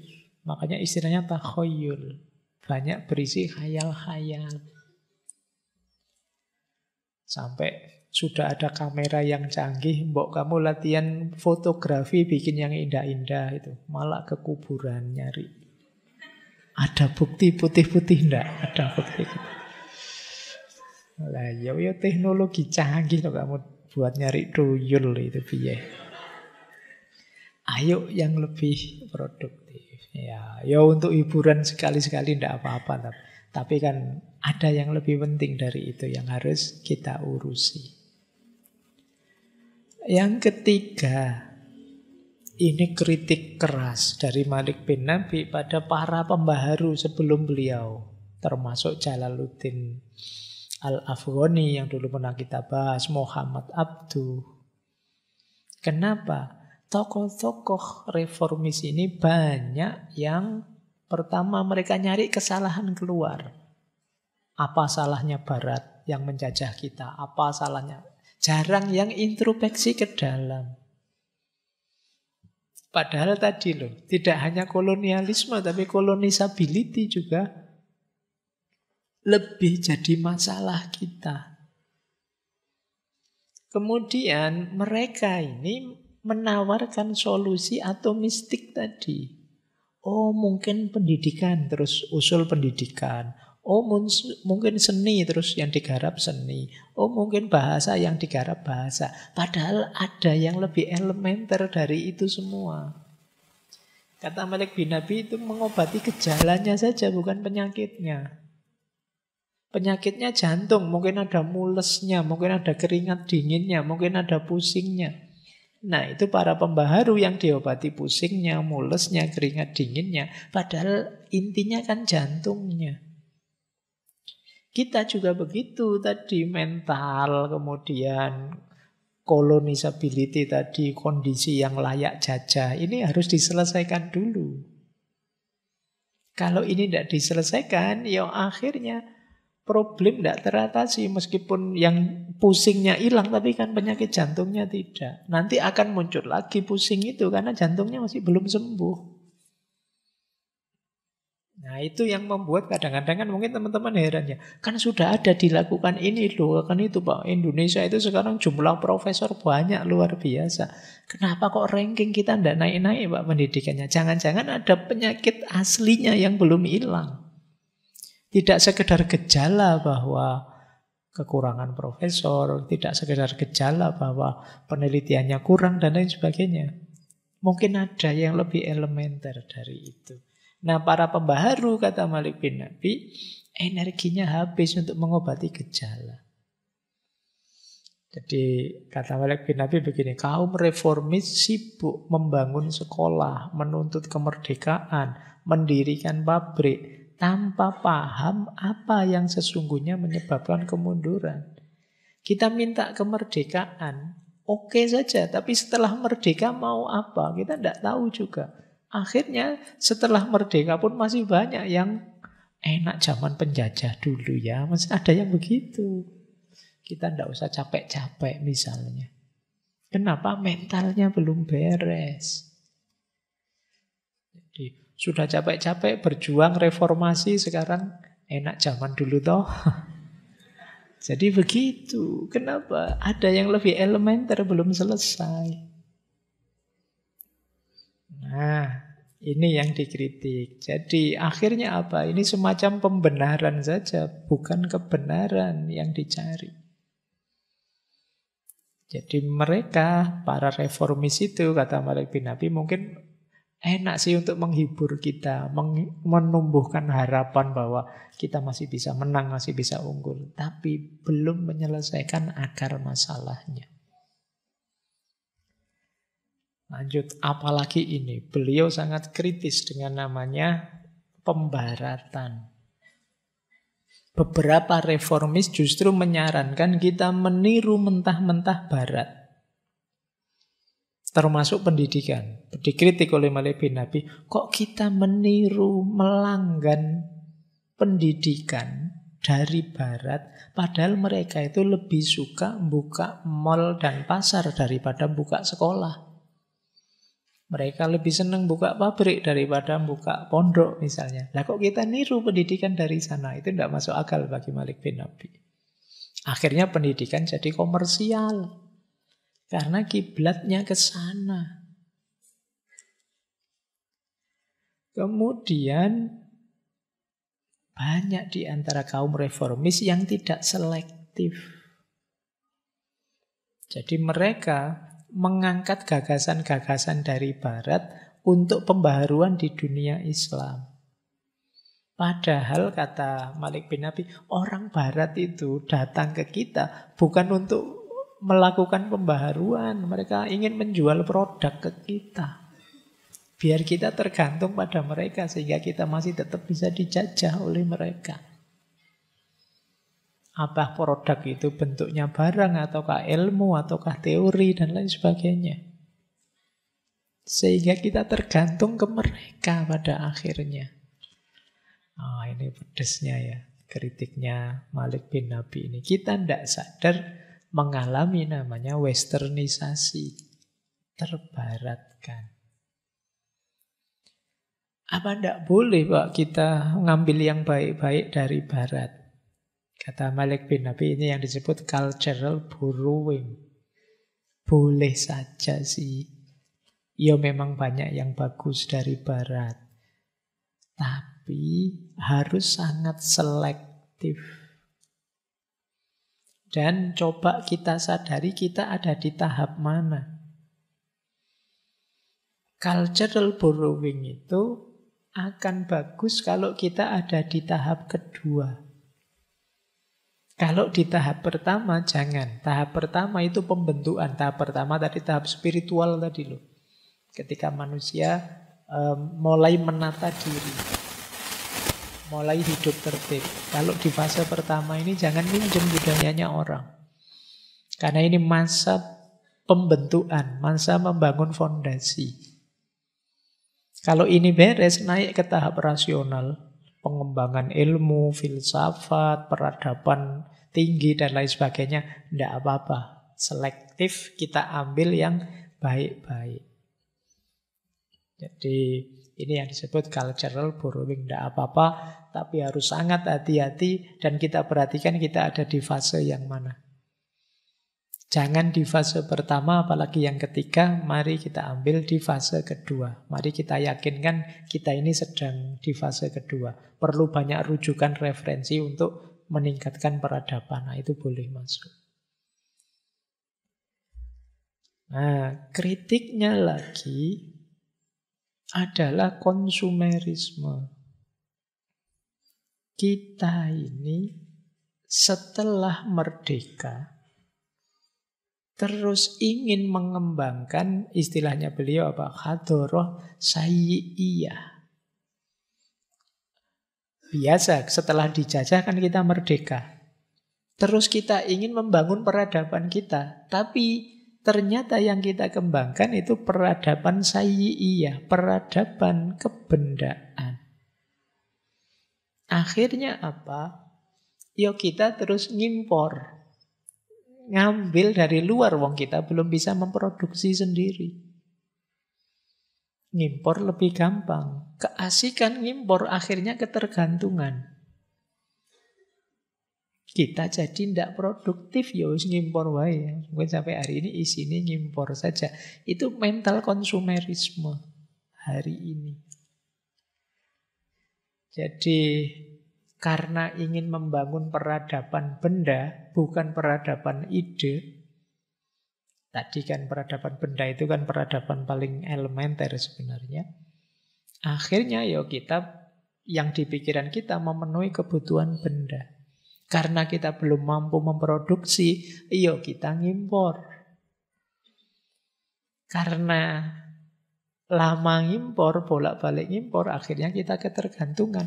Alah ngapain sih capek-capek beli saja. Ngapain sih masak sendiri, GoFood saja kan nyampe rumah. Akhirnya begitu. Akhirnya kemampuan masak kita rendah. Karena mengandalkan GoFood. Itu logika konsumerisme. Nah, inilah kritik-kritiknya Malik bin Nabi terhadap kebangkrutan peradaban hari ini. Ada solusi apa Pak kira-kira? Versinya Malik bin Nabi. Ini problemnya kelihatannya berat. Saya tidak tahu abad berapa nanti bisa tuntas selesai. Tapi kata beliau ada beberapa prinsip yang mungkin perlu kita perhatikan untuk keluar dari benang kusut kebangkrutan peradaban ini.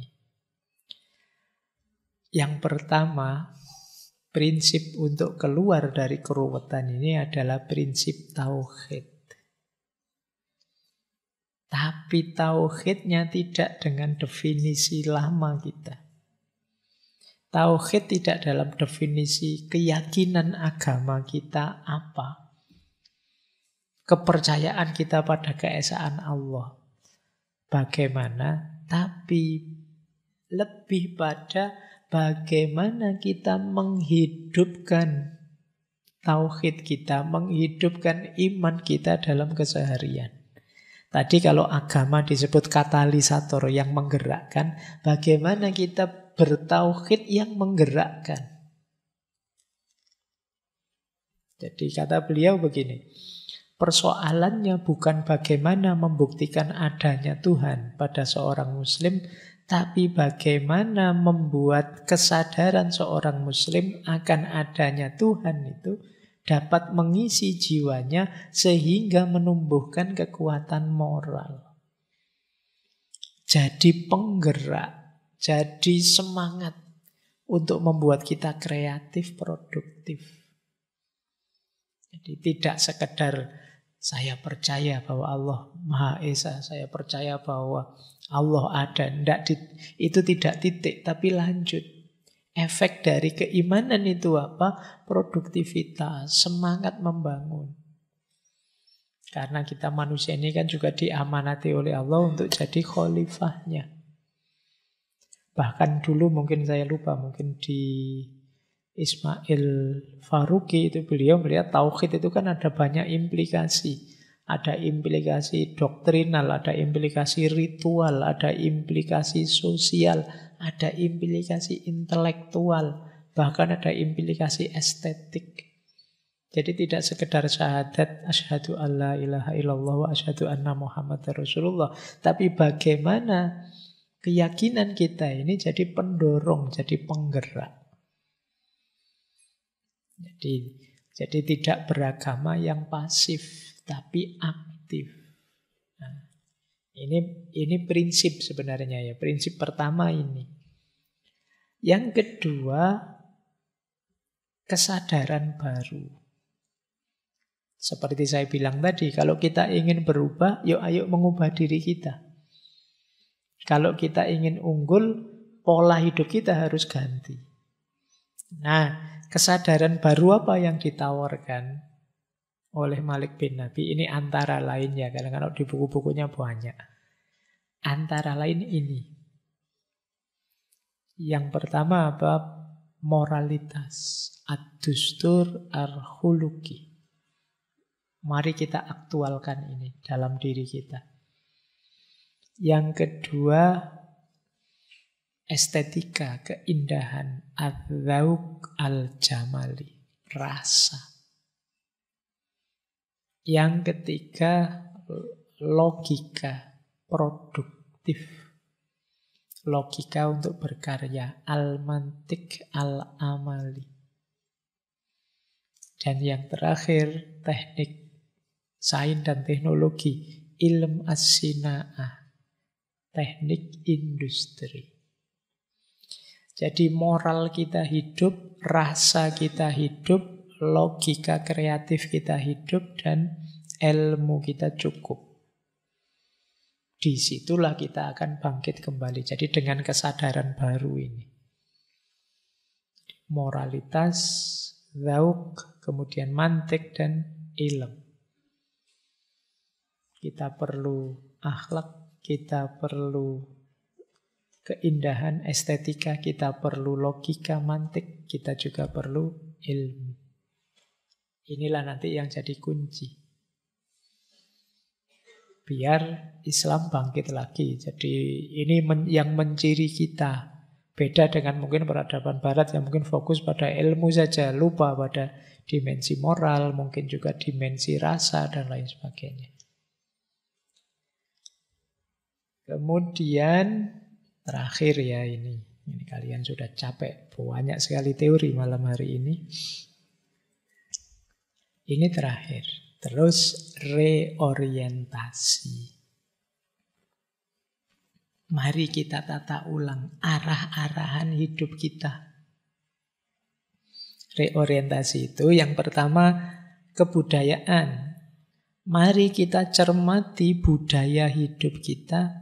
Yang negatif tidak mendukung, ayo disingkirkan. Yang positif, ayo dimasukkan. Yang positif jelas, ide tadi. Menghidupkan budaya pikir. Yang negatif, jenis-jenis takhayul dan lain sebagainya tadi. Jadi mari kita hidupkan orientasi kebudayaan yang produktif, kreatif. Kalau ada gaya hidup, pola hidup yang negatif, taruh di bawah, jangan di prioritas. Tapi saya seneng ya Pak, yo taruh di bawah, tidak apa-apa. Kalau memang ada waktu, ada peluang, kita jalani. Tapi utamakan yang penting-penting dulu yang di atas. Kita reorientasi. Yang kedua kerja. Ini kerja saja ya, bukan kerja. Loh nanti capek kalau 3 kali, sekali saja. Jadi maksudnya apa? Tidak ada gunanya tadi di kebudayaan kita menghidupkan ide, tapi tidak dieksekusi. Kerja juga bermakna mari kita semua memahami peran kita masing-masing di tengah konstruksi sosial budaya masyarakat kita. Kerja berarti yang mahasiswa jadilah mahasiswa sepenuh hati, sebaik mungkin yang kalian bisa lakukan sebagai mahasiswa. Yang dosen juga begitu, yang petani juga begitu. Yang pegawai juga begitu, yang menteri juga begitu. Ini namanya reorientasi kerja. Kalau dulu kita belajar Konfusianisme ada pandangan reification of names. Jadi perbaikan nama-nama. Itu maksudnya ayo kita sadari siapa kita, kemudian kita jalankan sebaik mungkin status identitas kita. Karena apa? Loh, kalau masyarakat tidak menjalankan perannya semaksimal mungkin, ya tidak mungkin ada kebangkitan. Kalau guru tidak mengajar sebaik mungkin yang dia mampu, ya dunia pendidikan kacau. Kalau menteri tidak menjalankan sebaik mungkin yang dia bisa, memberikan sebaik mungkin yang dia mampu, ya kehidupan politik kacau. Maka harus ada komitmen kerja dari semuanya, dalam arti semua menjalankan perannya masing-masing. Disitulah nanti bersama-sama akan lahir peradaban yang utuh, kuat. Yang ketiga, kalau ini menarik, orientasi modal. Orientasi modal itu dilawankan dengan orientasi kekayaan. Jadi modal berbeda dengan kekayaan. Kalau kekayaan itu mati, macet. Kalau modal itu bergerak. Jadi kalau kekayaan itu mesti sifatnya kumulatif, dikumpulkan. Tapi kalau modal itu bergerak. Untuk nanti berkembang tambah banyak, tambah banyak. Jadi mari kita berorientasi modal. Tidak menghimpun dana fokusnya, tapi menggerakkan dana. Untuk apa? Untuk kepentingan pemikiran, untuk kepentingan kerja tadi. Karena ini investasi untuk masa depan. Jangan eman-eman kekayaan atau duit kita kalau untuk produksi pemikiran, kalau untuk pemantapan kerja tadi. Karena kunci bangkitnya peradaban di situ. Ayo investasi. Nah, ini namanya orientasi modal. Sementara ini mindset kita kalau di ekonomi kan akumulatif sifatnya. Ingin nyari uang sebanyak-banyaknya untuk ditukar dengan kesenangan-kesenangan kita. Akhirnya ya kan kayak dulu waktu kita belajar yang menulis One Dimensional Man, Marcuse, dia bilang orang modern itu absurd sekali. Kerja keras untuk dapat uang, setelah itu istirahat, uangnya dihabiskan. Kalau sudah habis, kerja lagi. Terus untuk istirahat lagi, menghabiskan uang, rekreasi, jalan-jalan, habis lagi, kerja lagi. Jadi ini yang sifatnya konsumtif tadi. Mari lebih produktif. Jadi tidak sekedar ngumpul uang, menghabiskan uang, tapi berkarya. Maka yang tadi kekayaan diputer atas nama modal. Kalau untuk modal kan untuk menghasilkan sesuatu. Tidak sekedar untuk dinikmati. Nah, inilah reorientasi baru versi Malik bin Nabi. Jadi orientasi budaya, orientasi kerja, dan orientasi modal. Baik. Sebenarnya masih banyak gagasan-gagasan besar dari beliau, tapi paling tidak kita sekarang ngerti ya maunya beliau. Ini seperti saya bilang minggu lalu, wolak-wali ing zaman, kita sedang dibalik oleh Allah, kita ada di bawah. Pasti nanti ke atas. Tapi kalau tidak kita mulai segera sekarang, nanti lama kita ke atasnya. Harus kita mulai sekarang seperti tadi loh. Innallaha la yughayyiru ma biqaumin hatta yughayyiru ma bi anfusihim. Jadi ma bi anfusihim, apa yang ada dalam diri kita, ayo kita ubah. Perilaku yang negatif, yang tidak cocok, tidak sesuai dengan kemajuan, kebangkitan, ayo kita sisihkan dulu, mari kita utamakan peradaban kita yang sedang bangkrut ini. Baik, saya kira itu ya teman-teman untuk malam hari ini. Kurang lebihnya mohon maaf. Khususnya saya mohon maaf kalau malam hari ini membuat teman-teman puyeng, pulang sambil bawa masalah banyak. Tapi ya kalau tidak kenal penyakitnya, bagaimana kita bisa mencari obatnya? Saya kira itu, saya akhiri sekian. Wallahul muwaffiq, wallahu a'lamu bissawab. Wassalamualaikum warahmatullahi wabarakatuh.